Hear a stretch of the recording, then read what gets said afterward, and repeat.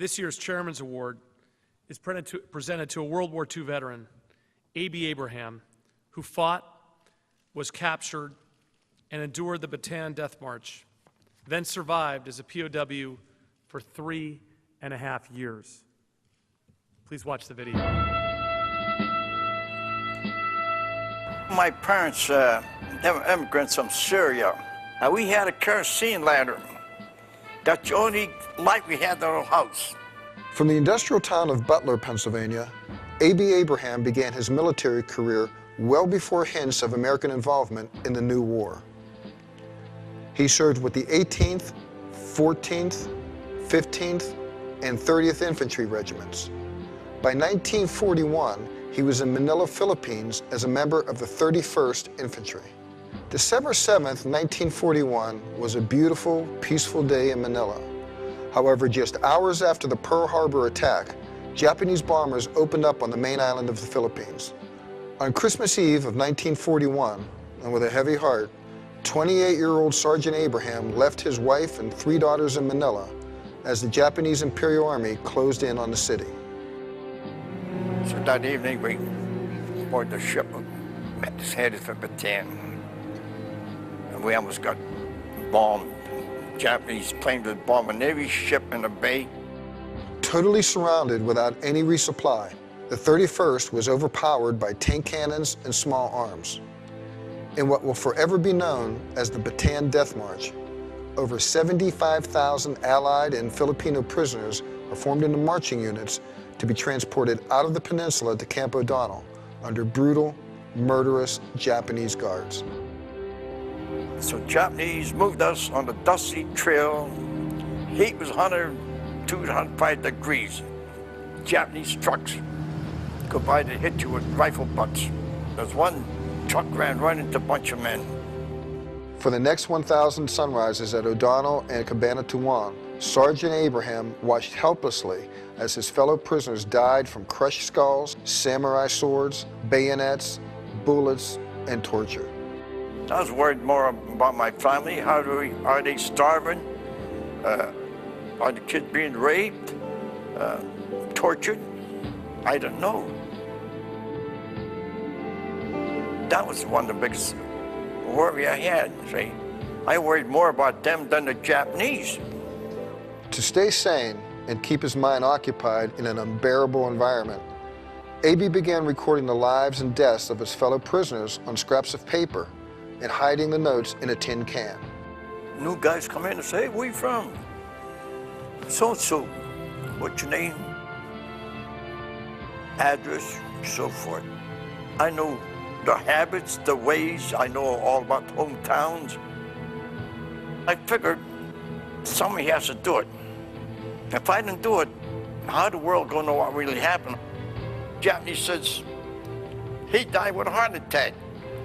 Well, I wrote down starvation, massacred, see? It's a good thing I kept track.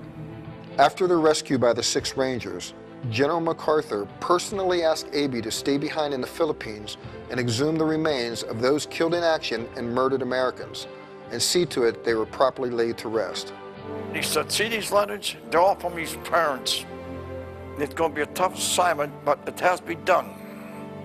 There's 1,000 bodies have to be recovered. The next 2.5 years were spent in the jungles, eluding mines, booby traps, natural dangers, and communists. He came back to the U.S. and also served for a few more years in Germany until he retired with 30 years of service. After the Army, in addition to working for the Pennsylvania Department of Highways, he started working as a volunteer at the Butler VA Medical Center in 1988. He has over 40,000 hours of volunteer service there. One of his favorite pastimes has always been helping other veterans. As an author, he wrote his first book, Ghost of Bataan Speaks, in 1971. In 1997, he wrote a second book, Oh God, Where Are You?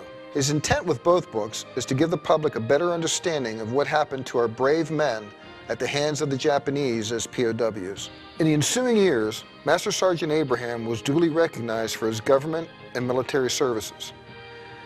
He was bestowed many awards, just a few listed here, and was the subject of 3 television documentaries. He was also a very active member of the many organizations that were meaningful to him. Because of his mental and physical toughness, along with his high intellect, Abie Abraham represents a standard by which all heroes can be measured.